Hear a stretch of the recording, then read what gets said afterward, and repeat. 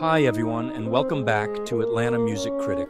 I'm William Ford. Today I will be talking with Frank Morelli, one of America's leading bassoonists, with a career spanning solo performance, chamber music, and decades of teaching at the highest level. In this conversation, he traces his path from a public school music program to a life shaped by mentorship, discipline, and artistic curiosity. He reflects on the evolution of the bassoon, the demands of ensemble playing, and the influence of his teacher, Stephen Maxym. We also explore his latest recording, From the Soul, a personal statement about the instrument as a true voice. This is a thoughtful look at what it means to build a life in music. Just a reminder to like and subscribe. Visit our website at www.atlantamusiccritic.net. Now I am joined by Frank. Hey, good morning. Good morning. How are you? I'm very well. How you doing? No major complaints, but as I usually say, I have a lot of little ones, but no one cares. I guess that's kind of hits the mark. Where are you right now? What city are you located in? I'm at home in Woodbridge, Connecticut, which is just outside of New Haven, Connecticut. Where were you born? Well, I was born in the hospital near to our hometown, Massapequa, Long Island, New York. So the suburbs of New York City, about an hour away from the city. And what was it like growing up there for you? It was a pretty quiet, just growing community. My parents moved there from the Bronx around 1950. I was born in 51. In fact, I just finished my 75th trip around the sun. Congratulations. And, thank you. And so my parents were living in the Bronx. They're Italian Americans. All of my family came from Italy. My grandparents. My parents were born in America, but all of my grandparents were from Italy early in the 20th century. A very common story in terms of people in the New York area, for sure. Or my dad and both my parents were in the garment industry. I mean, factory workers. By that I mean not designers. So my dad had only made it to the 9th grade during the Depression and had gone to work. My mom graduated high school, and they felt they wanted to. They had my brother already when they moved out to Long Island. They wanted to find a place where their kids, the immigrant story, would do better than they did, would get good educations, have a good place to be, and then carry on the family to the next generation. So they ended up in Massapequa, Long Island, maybe an hour away from, like I say, New York City. Were they interested in music themselves? No, not, if you want to call it, these days we like to say Western classical music. Not that they disliked it, but, there's an old joke. I forgot what comedian said it. The triptych in an Italian-American family would be the Pope, Kennedy, and Sinatra. So, like the three most important Catholics, so to speak, if you want to put it that way, or Italian-Americans. And, of course, you could add Joe DiMaggio to that, if you wanted to have a fourth.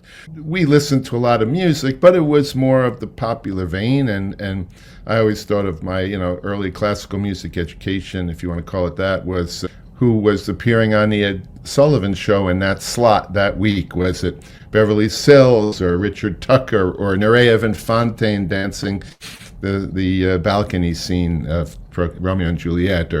Right, so they weren't, classical music was not part of our life, attending concerts or listening to music. No, it wasn't. When you saw performers on Ed Sullivan or Voice of Firestone, even more, how did it strike you? That's interesting. I think I found it intriguing. I enjoyed the power, for instance, the kind of iconic Richard Tucker doing the Pagliacci aria, putting the makeup on in front of the camera there, and that kind of, the level of intensity, emotional intensity, I think, drew me in. I wouldn't say that was what changed my life. I'm really the product of I'm a band kid. I was the product of the public school music education program. That's where I got hooked. Did you start out your band career on the bassoon, or no. And probably you're familiar with this, or many people listening, even today, but certainly of generations before, when music education was more highly prized, as it should be in public education. When you got to the fourth grade, you could choose an instrument. And, the first one I chose, well, it was kind of chosen for me. I kind of liked the saxophone, but we happen to own a metal clarinet.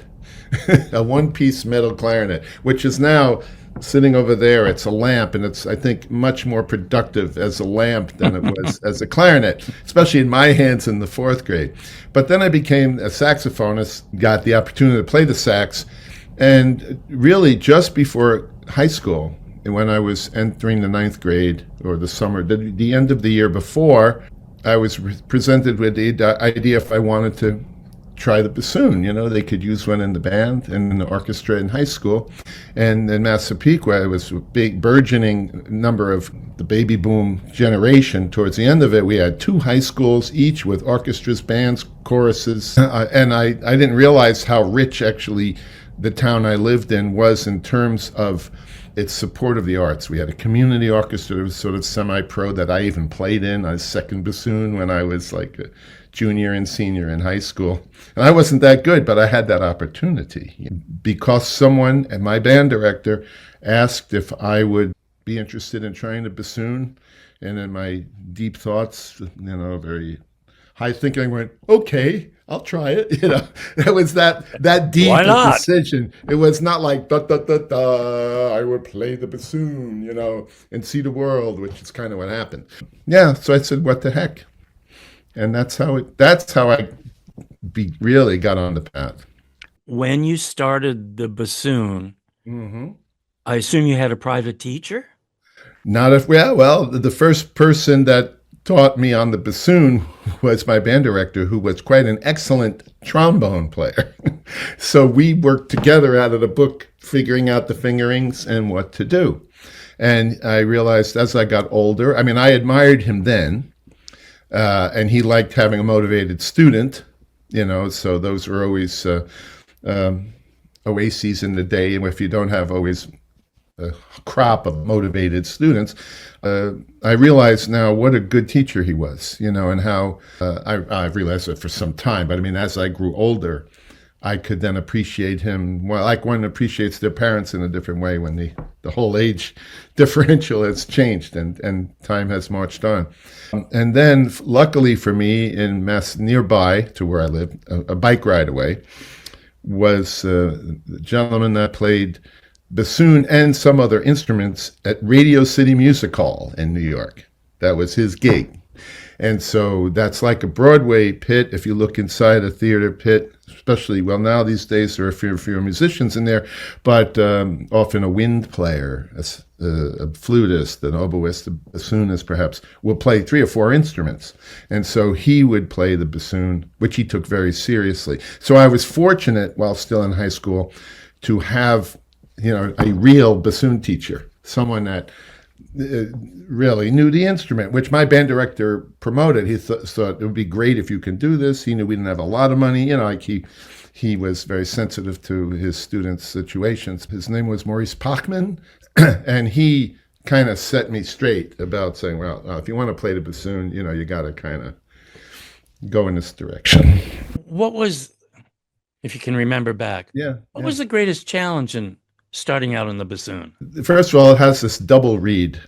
And in fact, my first lesson was a memorable one in that we had summer music programs in our town. So I started studying it with this band director. Robert Martin was his name. I like to say their names because these are people that ended up making a difference in my life, at this early age. And Robert Martin asking me to play the bassoon is actually why I'm talking to you today. There is no way we would meet. It's highly unlikely.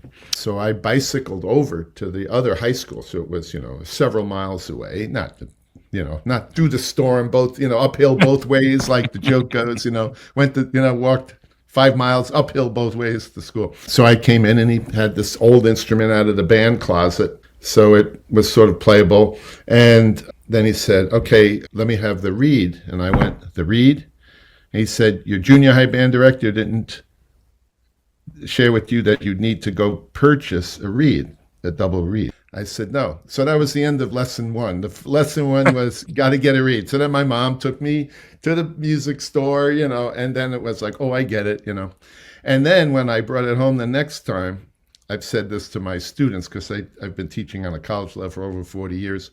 It still rings in my mind. I took it out on our kitchen table. We had a little tiny house with a kitchenette. We didn't even have a dining room. It's just these little Cape Cod Monopoly houses, the little green, like that little Cape. And I started to honk on it, and she goes, Frankie, is it supposed to sound like that? And to this day, I sometimes think, no, is it supposed to sound like this? But so getting the sound, it's trickier. Having been, at that point, having been playing the tenor saxophone, I was sort of used to the size and the idea of an embouchure, using one's mouth, teeth, jaw, and how one has to hold on properly or be in contact with an instrument to kind of get a sound out of it. So I'd say the beginning is just trying to find a sound, whereas the like a flute or a clarinet's probably a little easier to start on. They're all hard to get good at, but in terms of initial stages, you'd say the bassoon is a little trickier than some of the others. After you were in high school, playing in the band, right, you went on to college. Right. Where'd you go? Coming from this sort of blue-collar family, the idea of a career in music was to become a music educator, like my band director. I had a high regard for him. I didn't realize at the time I was spoiled in growing up in a town that was so rich in terms of these cultural aspects. This was definitely a middle-class community, not an upscale community, but a good community. Mainly, it was the guy that ran music in the district was the conductor of the community orchestra, and so he hired musicians when he needed music teachers. He was very aware, like recruiting. We need a center this year. Look for the 7-foot guy, or gal, So he would hire people to be the band directors and stuff, music teachers that he thought also could be in his orchestra. Music ed is a steady job. So coming from this Italian American family, got to get a good job, take care of your family, that kind of thing. And so I went off to college my first year at the music ed school. State University of Fredonia, upstate New York, which also we could afford. And while I was there, I got this sense, not that I was going to become a professional performing player, but I felt like at that point I wanted to focus more on advancing as a musician, as a bassoon player.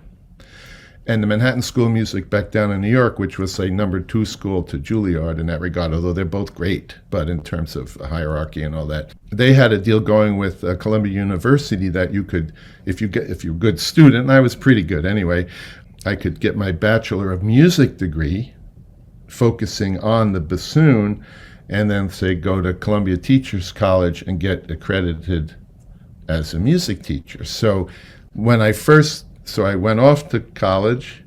This was also during the Vietnam War, and I had a 2S deferment, so you had to be very aware about, if you didn't want to get drafted, you needed to kind of keep an eye on that. But I switched down to Manhattan School with the idea of improving myself as a player. That much I knew. I didn't know much, believe me, I'm not being modest. But I did know I needed to be better than I was. And I went to, I was fortunate to meet up with, well, for me, the greatest teacher that ever lived, but many people feel that way, that he is one of the, has to be the greatest, but one of the truly exceptional teachers. Who was that? Stephen Maxym, and he was the principal bassoon of the Metropolitan Opera. So I went down to audition for him, scared out of my wits. Speaking of reeds, I had to borrow a reed because mine was so bad. A friend of mine lent me one. And he said but I was earnest, and so he, that much I give myself credit for. And he heard me play and he says, essentially saying, I hear you have potential. He said, but boy, you have a lot to learn. He said, will you work hard if I take you? Will you? I said, yes, sir. It may sound melodramatic. I mean, if you want to say the day I was asked, I want to play the bassoon was sort of a turning point. Becoming the student of this man literally changed the course of my life. Literally changed the course of my life in every respect: horizons, expectations, interests, how I conducted myself as a student, And I still talk about him virtually every day when I teach. So he's gone, of course, now. He's would have been well over 100. But I owe it to this man. I do. And I don't mind saying so. I'm grateful. Did you go beyond Manhattan School of Music? Yeah, then I went to Juilliard after that. I got my bachelor's at Manhattan and changed of scenery, went down to Juilliard. But I only went there because he also taught there. If he wasn't teaching there, I would not have changed schools, because I was accepted back into Manhattan School. And then, actually, someone else dropped an idea in my brain, a fellow named Randy Haviland, who's a little bit older. And he said, Juilliard had started up doctoral programs, and in the future it's going to be more and more important. This guy he was a smart dude, in terms of getting a job. Not an orchestra, but say a university type position.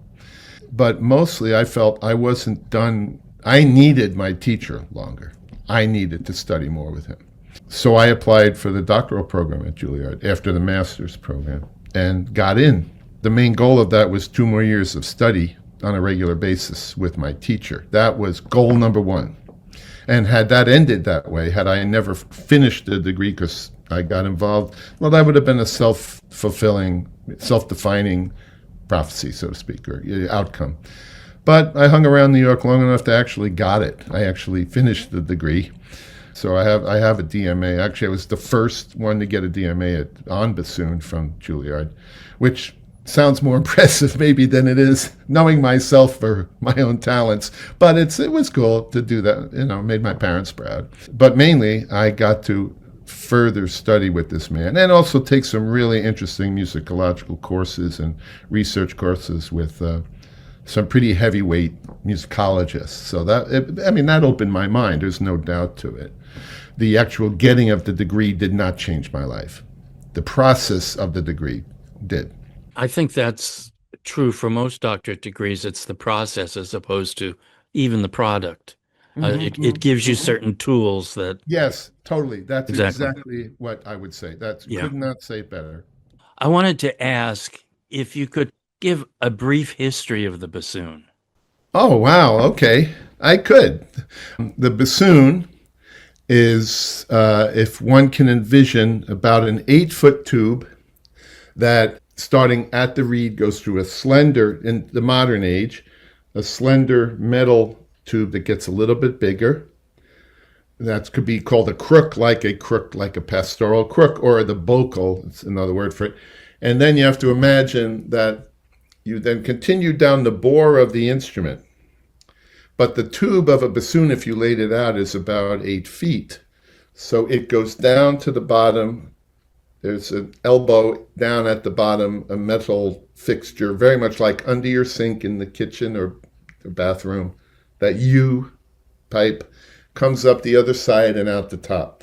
And it's conical, so it goes from a little skinny, not a little, it starts quite small, and by the end it's considerably bigger, maybe that much around. So the tube has, conically, like the ice cream cone, but a very long, skinny one, has gone from skinny to big. Now, the original instruments, when they realized, well, if we want to get lower notes, we can't make this thing like 16 feet long or even 8 feet long. How's someone supposed to hang on to it? So someone figured out, well, we could bend the tube over. Now, before the Industrial Revolution, what they did, and these were called dulcians, they literally would take one piece of wood and drill 2 holes through it. And somehow got the conical, amazing. Then they would, say, gouge out the bottom and put something on it to effectively make that U-turn. So it wasn't metal, it would just be in wood with a path at the bottom, and then you cover it up. So the original ones, and you'll see them, and now these days, say, for instance, with YouTube, one can go online and see these really cool groups that play on copies or even sometimes original instruments. And you'll see this little kind of hunk of wood with a little tube out the top. And it's basically the initial versions of what became the bassoon. And then early in the Baroque, around the same time the Baroque era was starting up, we usually say 1600 to 1750. So in the 17th century, when the Industrial Revolution started to happen, just like in other things, including like muskets, eventually they figured out we can make these things in pieces, and we could control things more carefully and put them together and have a more accurate result, whatever that was, whether it's a gun, which is a bore, or a flute, or a bassoon. And so that's when the bassoon got started. And bassoon comes from the French like basson, meaning low tone, right? Basson. Whereas hautbois is high wood, what's called a high wood, not high tone, but high wood, small, high pitch. And at that time, in the time of Mozart, for instance, there might have been maybe 4 keys on it. So for people that are somewhat familiar with older instruments, if you looked at an old bassoon and didn't look carefully, you might think it was a bass recorder. Like the recorders that kids sometimes play early on in school. In fact, we did that in the 3rd grade prior to picking an instrument. We had these plastic, they call them symphonettes, but they were basically a recorder. And we learned by rote to like the concepts of music. So amazing that these things were offered to us, that it shouldn't be amazing, but by today's standards, and the organization in it. So anyway, but back to the history of the bassoon. And then in other languages, in Italian, it's fagotto, which can mean bundle of sticks. And there's some, as there always is in history, some question about the exact derivation of the word, and we could have scholarly discussions about what it really means. So it's fagotto in Italian and fagot, F-A-G-O-T-T in German, and in Portuguese like fagote, whatever. So it's either basson or some version of that, or fagotto. Yeah, so that's how the bassoon, and then over time more keys are added, like everything else getting souped up, cars or anything else over the years, more gadgets are added. That would be true for the flute, for the oboe, for the clarinet, as they developed. Have there been any technological advances in bassoon construction over, say, the past decade? Yeah, that's a good question. I think not too much. Like a recipe, at least like with our moms or grandparents' recipes, you could follow them to the letter of the law, and some of these, it didn't taste like grandma's pasta, So you could, trying to copy it and find out like instruments that are considered primo. For instance, in the world of Stradivarius, right? Every now and then you read these intriguing stories. Actually, it wasn't the lacquer, it was the wood. It wasn't actually the wood, it was the lacquer. It wasn't the lacquer, it was the aging, And so there's always this adventure of trying to find out what the secret was. So the instrument is pretty much developed. It is in a very nice spot. It's not overly primitive, relatively speaking. You've run afoul of environmental laws? Yeah. With the bassoon? How? Yeah, well, talk a bit about that. Not as much as, for instance, the oboe, where certain types of rare wood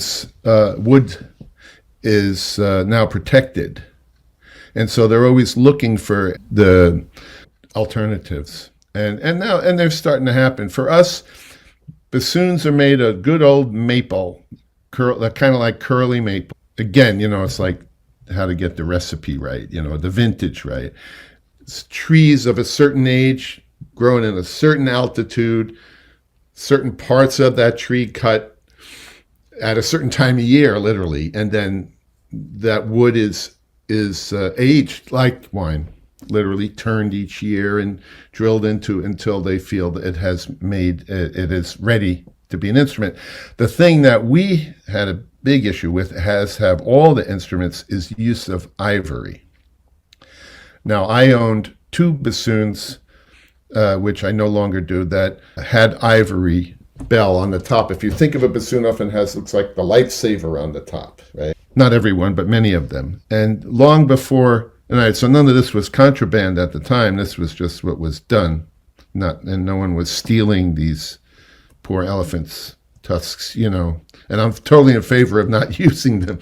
Yeah, so that was a problem. In fact, I had them removed from my instrument so I would not have issues traveling, because theoretically, if someone was in the mood to really do their job, they could question it. But, you're talking an instrument that had been made 60 years previously, not like yesterday. And where'd you get this material from? Yeah, well, 60 years ago, they got that material. Does it make a difference in the sound if it's elephant tusk as opposed to something else? Well, I guess the answer would have to be at a certain level, yes. In reality, in terms of what we would detect listening, or how it would feel to me in terms of, it's all about resonance, how that piece of wood, whether it's a stringed instrument or a tube like ours, organ pipe that we are, how that is resonating, both in terms of the dimensions of the bore, how that was skillfully done, and the holes, all of which have an effect even when they're not open on that, and the kind of wood that you're using. So the idea that this ring at the top would have a phenomenal difference, like a really detectable difference, I'd have to say no. Of course, someone will point out to me, well, the frequency's at, what do I know? I've only been playing it for 60 years. Yeah, right. There's a difference. And really, most of us couldn't tell anyway. No, I don't think so. Yeah. You've played in various kinds of musical organizations, chamber ensembles, yes, symphonies, and so on. You played with the Orpheus Chamber Group for a long time. For 45 years, yeah. And was it conductorless the whole time? Yes. Virtually all the time. Yes. You must have liked it because you stayed there a long time. Yeah, well, many of us did. There were many people there that are still there now that were there when I was there. I stopped mostly because Orpheus is centered in the New York area. It's where it started, and that's where mostly people are. It's not a full-time job. It's, one would want to be in a place where it's possible to have other income, as well as your interests. Like, we have people in the group that were also members of string quartets, like the Orion String Quartet, things like that. So, or the Primavera back towards the beginning, with the all-female, which was a big thing in the late 70s, 80s, the all-female string quartet. Just imagine such a thing. But then it was different. Yes, it was in some ways maybe the most rewarding and at times difficult experiences of my life. And in fact, Orpheus playing without a conductor, we were even observed by the likes of the Harvard Business School and School of Psychology about how we operated, this giant headless wonder, and how it is we operated without a conductor, a person telling us what to do, and what lessons one could learn from that in other workplaces, other teams, organizations. But what that also meant is we had a giant stake at all times in what was going on. There really was no way to do that right and not be checked in. And also you have to learn to give and take criticism or suggestions in a positive way. And they're such great musicians. First of all, I felt like I was getting free lessons all the time because people are saying, Frank, you could, and I always tried to remind myself, even if I didn't totally agree, and in most cases, the egos of those around me were pretty healthy.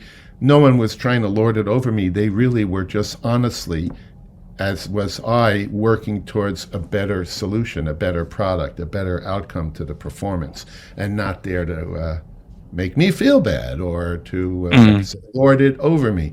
And so as long as you could handle that, then this was a great experience. And the recordings we made, speak for themselves. And I'm proud to have been on over 40 of them.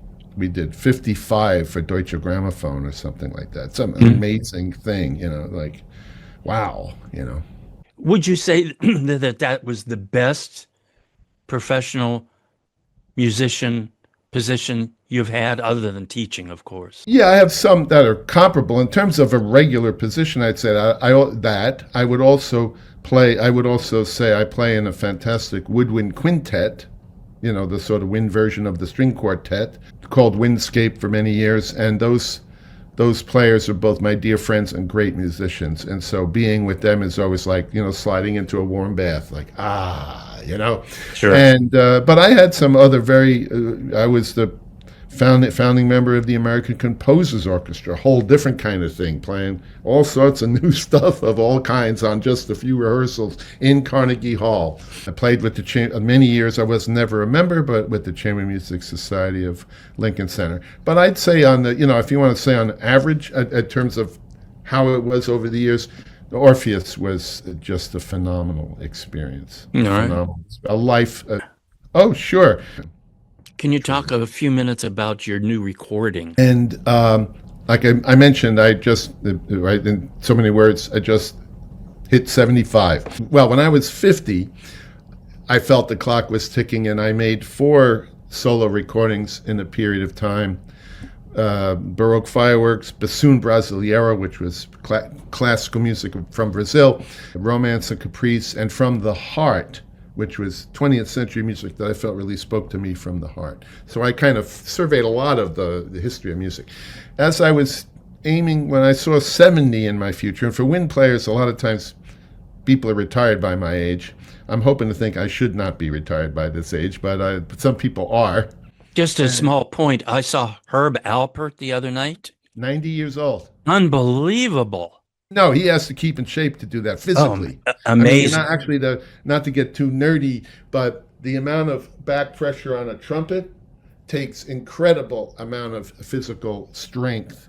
And that's one of the things that breaks down, just like an athlete. As you get older, we lose muscle. It's a reality. You cannot avoid it. Arnold Schwarzenegger lost muscle. To see Herb Alpert, and Doc Severinsen, same thing. At that age, when Doc, I think maybe now has retired, but unbelievable level of chops. But that means they're working every day. Right. I mean, there's no way to put it down and pick it up. It would be gone. Anyway, I thought, what do I have left I want to say? And because I got into this as a rather unsophisticated young guy, as I got older, it took me a while to feel like, okay, I have something to say. So those records I did in my 50s, you might say, was step one. Like I felt confident now that I wanted to put this stuff out. I had opportunities, like through Orpheus, to record the Mozart Concerto, like a dream opportunity that fell in my lap. I thought, I have one more round of recordings I'd like to make. So I made on the Musica Solis label, the same label as his most recent one, a recording called An die Musik. An die Musik is a song by Schubert, which is a thank you, a prayer to music. Thank you for music. And so that record was my thanks for having found myself spending a lifetime in music. And I did music by the canon, the dead white guys, Schumann, Schubert, and Brahms. And the thing is, by the way, I teach at Yale. I have retired from other schools, but our now emeritus dean, Dean Blocker, had initiated in convocation and commencement that we all stand and sing An die Musik, like singing a chorale in church, thanking music. It's a beautiful sentiment. So that was that record. And then this one, the latest one's called From the Soul. I had From the Heart, From the Soul, even though it's 2 different labels. And I felt like I was even looking further in. And my message on that record, on the bassoon side, was the bassoon is your voice, as was with An die Musik, because I also recorded Schumann Dichterliebe on the bassoon, so that's certainly voice. But the bassoon doesn't only have to have one voice. And so and all the music comes from the soul. It starts with Elegy for Innocence by Geoffrey Scott, followed by these butterfly songs, which were written by Laurie Laitman. These are people I know, these composers, who transcribed the piece for me. It's for soprano and bassoon, mezzo and bassoon with Jana Beatty, of poetry of children of the Holocaust, children from Terezin. Followed by an aria by Dominic Argento, who I only met when he came and we played his opera at the City Opera, where I was principal bassoon, so I didn't know him as well as the others.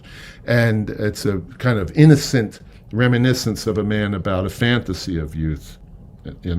So that's, but it has some dark sides if you see the opera. But then I recorded Wynton Marsalis's quintet for bassoon and strings, and I know him from when he was like 16 and first came to New York. I'm not saying we're buds and we hang out, but we are friends and we have an affection. We see each other. It's I'm grateful to say such a thing, and that needed to be like jazz saxophone style, which is something I like. And then ended with a piece written for me by Nirmali Fenn, who was born in Sri Lanka, was orphaned, and ended up being adopted into a family in Australia, and ended up at Oxford. Your standard life story. And and she wrote a piece called Prayer, where I have to imitate more of a duduk style, like a Middle Eastern style of prayer.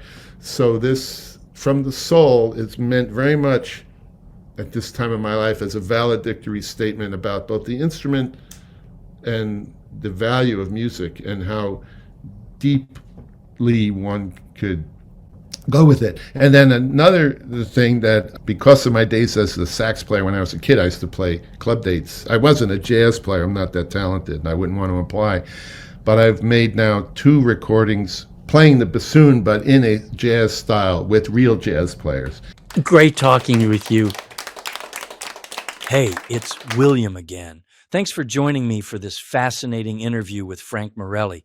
I don't know about you, but what stayed with me most was his reflection on how a public school music program set his entire life in motion.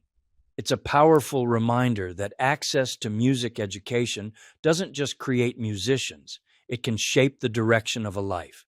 There's also something striking in the way he describes the bassoon not simply as an instrument, but as a voice, something capable of evolving over decades into a deeply personal means of expression.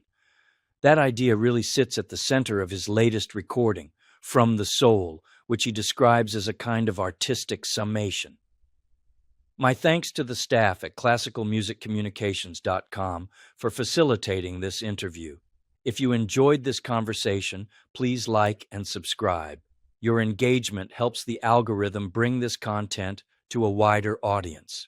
An excerpt from the Soul by Frank Morelli is used here under Creative Commons or Fair Use principles for educational and commentary purposes. You can find more interviews, reviews, and essays at atlantamusiccritic.net.